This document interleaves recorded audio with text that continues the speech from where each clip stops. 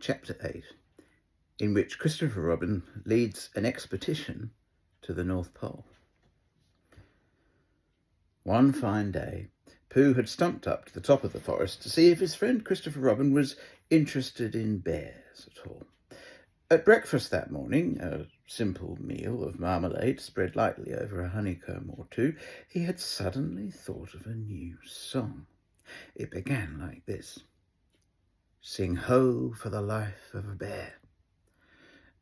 When he had got as far as this, he scratched his head and thought to himself, "That's a very good start for a song, but what about the second line?" He tried singing "ho" 2 or 3 times, but it didn't seem to help. Perhaps it would be better, he thought, if I sang "hi" for the life of a bear. So he sang it, but it wasn't. "Very well then," he said. "I shall sing that first line twice, and perhaps if I sing it very quickly I shall find myself singing the third and fourth lines before I have time to think of them, and that will be a good song. Sing ho for the life of a bear. Sing ho for the life of a bear. I don't much mind if it rains or snows, 'cause I've got a lot of honey on my nice new nose. I don't much care if it snows or thaws, 'cause I've got a lot of honey on my nice clean paws. Sing ho for a bear, sing ho for a Pooh, and I'll have a little something in an hour or two." He was so pleased with this song that he sang it all the way to the top of the forest.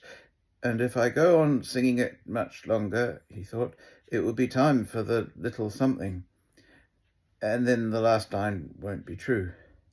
So he turned it into a hum instead. Christopher Robin was sitting outside his door putting on his big boots. As soon as he saw the big boots, Pooh knew that an adventure was going to happen, and he brushed the honey off his nose with the back of his paw and spruced himself up as well as he could, so as to look ready for anything. "Good morning, Christopher Robin," he called out. "Oh, hello, Pooh Bear. I can't get this boot on." "That's bad," said Pooh. "Do you think you could very kindly lean against me, because I keep pulling so hard that I fall over backwards?" Pooh sat down and dug his feet into the ground and pushed hard against Christopher Robin's back. Like so. And Christopher Robin pushed hard against his and pulled at his boot until he had got it on. "And that's that," said Pooh. "What do we do next?" "We are all going on an expedition," said Christopher Robin as he got up and brushed himself. "Thank you, Pooh." "Going on an expedition?" said Pooh eagerly. "I don't think I've ever been on one of those. Where are we going on this expedition?" "Expedition, silly old bear. It's got an X in it." "Oh," said Pooh. "I know." But he didn't really. "We're going to discover the North Pole." "Oh," said Pooh again. "What is the North Pole?" he asked. "It's just a thing you discover," said Christopher Robin carelessly, not being quite sure himself. "Oh, I see," said Pooh. "Are bears any good at discovering it?" "Well, of course they are. And rabbit and kangaroo and all of you. It's an expedition. That's what an expedition means. A long line of everybody. You better tell the others to get ready while I see if my gun's all right. And we must all bring provisions." "Bring what?" "Things to eat." "Oh," said Pooh happily. "I thought you said provisions. I'll go and tell them." And he stumped off. The first person he met was Rabbit. "Oh, it's Rabbit." "Hello, Rabbit," he said. Is that you?" "Let's pretend it isn't," said Rabbit, "and see what happens." "I've got a message for you." "I'll give it to him." "We're all going on an expedition with Christopher Robin." "And what is it when we're on it?" "A sort of boat, I think," said Pooh. "Oh, that sort." "Yes, and we're going to discover a pole or something." Or was it a mole? "Anyhow, we're going to discover it." "We are we?" said Rabbit. "Yes, And we've got to bring pro things to eat with us in case we want to eat them. Now, I'm going to go down to Piglet's. Tell Kanga, will you? He left Rabbit and hurried down to Piglet's house. There's Piglet. The piglet, was sitting on the ground at the door of his house, blowing happily at a dandelion and wondering whether it would be this year, next year, sometime, or never. He had just discovered that it would be never, and was trying to remember what it was, and hoping it wasn't anything nice, when Pooh came up. "Oh, Piglet," said Pooh excitedly, "we're going on an expedition, all of us, with things to eat, to discover something." "To discover what?" said Piglet anxiously. "Oh, just something." "Nothing fierce?" Christopher Robin didn't say anything about fierce. He just said it had an X. "It isn't their necks I mind," said Piglet earnestly. "It's their teeth. But if Christopher Robin is coming, I don't mind anything." In a little while they were all ready at the top of the forest, and the expedition started. First came Christopher Robin and Rabbit, then Piglet and Pooh, and then Kanga with Roo in her pocket, and Owl, and then Eeyore, and at the end, in a long line, all Rabbit's friends and relations. "I didn't ask them," explained Rabbit carelessly. "They just came. They always do. They can march at the end after Eeyore." "What I say," said Eeyore, "is that it's unsettling. I didn't want to come on this expo, what Pooh said. I only came to oblige. But here I am, and if I am the end of the expo, what we're talking about, then let me be the end. But if every time I want to sit down for a little rest I have to brush away half a dozen of Rabbit's smaller friends and relations first, then this isn't an expo, whatever it is, at all. It's simply a confused noise. That's what I say." "I see what Eeyore means," said Owl. "If you ask me—" "I'm not asking anybody," said Eeyore. "I'm just telling everybody. We can look for the North Pole, or we can play Here We Go Gathering Nuts and May with the end part of an ant's nest. It's all the same to me." There was a shout from the top of the line. "Come on," called Christopher Robin. "Come on," called Pooh and Piglet. "Come on," called Owl. "We're starting," said Rabbit. "I must go." And he hurried off to the front of the expedition with Christopher Robin. "All right," said Eeyore. "We're going. Only don't blame me."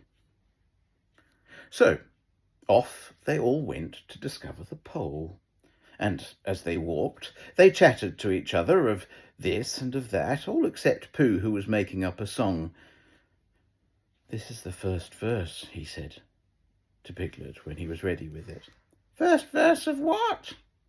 "My song." "What song?" "This one." "Which one?" "Well, if you listen, Piglet, you'll hear it." "How do you know I'm not listening?" Pooh couldn't answer that one, so he began to sing. They all went off to discover the pole, Owl and Piglet and Rabbit and all. It's a thing you discover, as I've been told, by Owl and Piglet and Rabbit and all. Eeyore, Christopher Robin, and Pooh and Rabbit's relations all went too, and where the pole was none of them knew. Sing hey for Owl and Rabbit and all. "Hush," said Christopher Robin, turning round to Pooh. "We're just coming to a dangerous place." "Hush," said Pooh, turning round quickly to Piglet.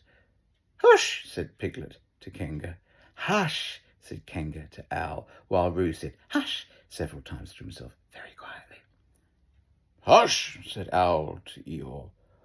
"Hush," said Eeyore in a terrible voice to all Rabbit's friends and relations, and "hush" they said hastily to each other all the way down the line until it got to the last one of all. And the last and smallest friend and relation was so upset to find the whole expedition was saying hush to him that he buried himself head downwards in a crack in the ground and stayed there for 2 days until the danger was over, and then went home in a great hurry and lived quietly with his aunt ever afterwards.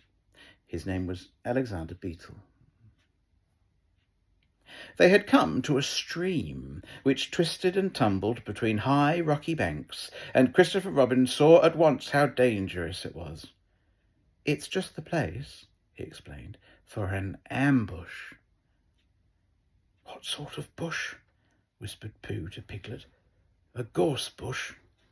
"My dear Pooh," said Owl in his superior way, "don't you know what an ambush is?" "Owl," said Piglet, looking round at him severely, "Pooh's whisper was a perfectly private whisper, and there was no need—" "An ambush," said Owl, "is a sort of surprise." "So is a gorse bush sometimes," said Pooh. "An ambush, as I was about to explain to Pooh," said Piglet, "is a sort of surprise." "If people jump out at you suddenly, that's an ambush," said Owl. "It's an ambush, Pooh, when people jump out at you suddenly," explained Piglet. Pooh, who now knew what an ambush was, said that a gorsebush had sprung at him suddenly one day when he fell off a tree, and it had taken him 6 days to get all the prickles out of himself. "We're not talking about gorsebushes," said Owl a little crossly. "I am," said Pooh. They were climbing very cautiously up the stream now, going from rock to rock, and after they had gone a little way they came to a place where the banks widened out at each side, so that on each side of the water there was a level strip of grass on which they could sit down and rest. As soon as he saw this, Christopher Robin called, "Halt!" and they all sat down and rested. "I think," said Christopher Robin, "that we ought to eat all our provisions now, so that we shan't have so much to carry." "Eat all our what?" said Pooh. "All that we've brought," said Piglet, getting to work. "That's a good idea," said Pooh, and he got to work too. "Have you all got something?" asked Christopher Robin, with his mouth full. "All except me," said Eeyore, "as usual." He looked around at them in his melancholy way.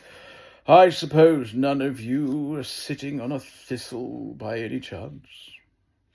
"Oh, I believe I am," said Pooh. "Ow!" He got up and looked behind him. "Yes, I was. I thought so." "Thank you, Pooh, if you've quite finished with it." He moved across to Pooh's place and began to eat. "It doesn't do them any good, you know, sitting on them," he went on as he looked up, munching. "Takes all the life out of them. Remember that another time, all of you. A little consideration, a little thought for others, makes all the difference." As soon as he had finished his lunch, Christopher Robin whispered to Rabbit, and Rabbit said, "Yes, yes, of course," and they walked a little way up the stream together. "I didn't want the others to hear," said Christopher Robin. "Quite so," said Rabbit, looking important. I wondered, it's only, Rabbit, I suppose you don't know, but what does the North Pole look like?" "Ah, well," said Rabbit, stroking his whiskers, "now you're asking me." "I did know once, only I've sort of forgotten," said Christopher Robin carelessly. "It's a funny thing," said Rabbit, "but I've sort of forgotten too, although I did know once." I suppose it's just a pole stuck in the ground."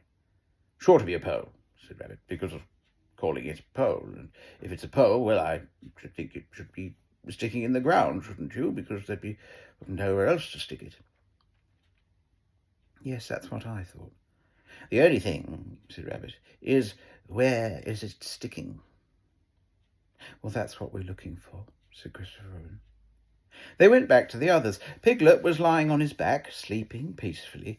Roo was washing his face and paws in the stream, while Kanga explained to everybody proudly that this was the first time he had ever washed his face himself, and Owl was telling Kanga an interesting anecdote full of long words like encyclopedia and rhododendron, to which Kanga wasn't listening. "I don't hold with all this washing," grumbled Eeyore, "this modern behind-the-ears nonsense. What do you think, Pooh?" "Well," said Pooh, I think, but we shall never know what Pooh thought, for there came a sudden squeak from Roo, a splash, and a loud cry of alarm from Kanga. "So much for washing," said Eeyore. "Roo's fallen in!" cried Rabbit, and he and Christopher Robin came rushing down to the rescue. "Look at me swimming!" squeaked Roo from the middle of his pool, and was hurried down a waterfall into the next pool. "Are you all right, Roo, dear?" called Kanga anxiously. "Yes," said Roo. "Look at me swim!" And down he went over the next waterfall into another pool. Everybody was doing something to help. Piglet, wide awake suddenly, was jumping up and down and making "Oh, I say" noises. Owl was explaining that in case of sudden and temporary immersion, the important thing was to keep the head above water. Kanga was jumping along the bank saying, "Are you sure you're all right, Roo dear?" To which Roo, from whatever pool he was in at the time, was answering, "Look at me swimming." Eeyore had turned around and hung his tail over the first pool into which Roo fell, and with his back to the accident was grumbling quietly to himself and saying, "All this washing, but catch on to my tail, little Roo, and you'll be all right." And Christopher Robin and Rabbit came hurrying past Eeyore and were calling out to the others in front of them. "All right, Roo, I'm coming," called Christopher Robin. "Get something across the stream lower down, some of you fellows," called Rabbit. Oh, I've got a picture here. So, that is where Roo has fallen in, and that is what might be happening ahead, where they're trying to get something across the stream. A little bit further down. Pooh was getting something. 2 pools below Roo, he was standing with a long pole in his paws, and Kanga came up and took one end of it, and between them they held it across the lower part of the pool, and Roo, still bubbling proudly, "Look at me swimming," drifted up against it and climbed out. "Did you see me swimming?" squeaked Roo excitedly, while Kanga scolded him and rubbed him down. "Pooh, did you see me swimming? That's called swimming, what I was doing. Rabbit, did you see what I was doing? Swimming. Hello, Piglet, I say, Piglet, what do you think I was doing? Swimming. Christopher Robin, did you see me?" But Christopher Robin wasn't listening. He was looking at Pooh. "Pooh," he said, "where did you find that pole?" Pooh looked at the pole in his hands. "I just found it," he said. "I thought it ought to be useful. I just picked it up." "Pooh," said Christopher Robin solemnly, "the expedition is over.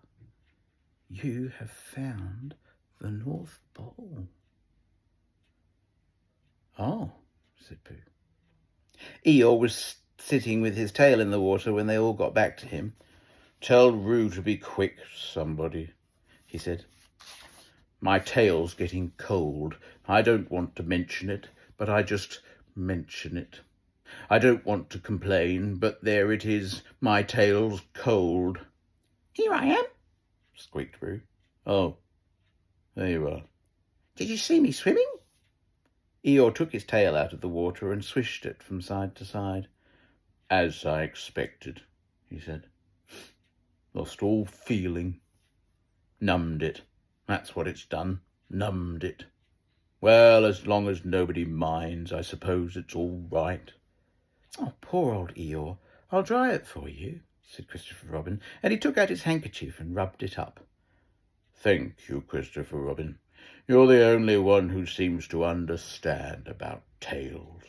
They don't think. That's what's the matter with some of these others. They've no imagination.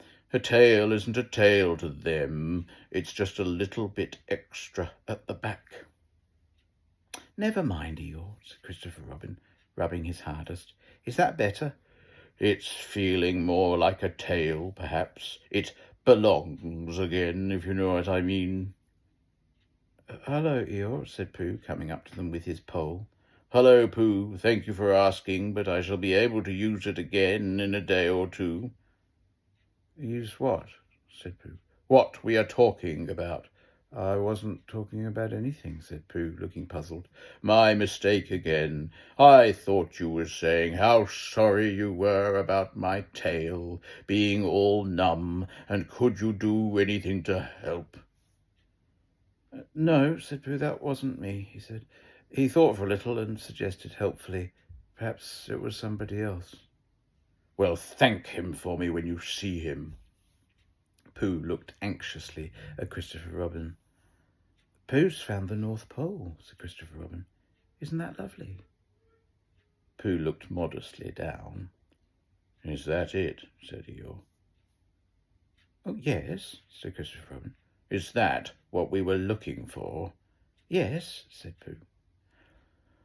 Oh, said Eeyore. Well, anyhow, it didn't rain, he said. They stuck the pole in the ground, and Christopher Robin tied a message onto it. North Pole, discovered by Pooh. Pooh found it.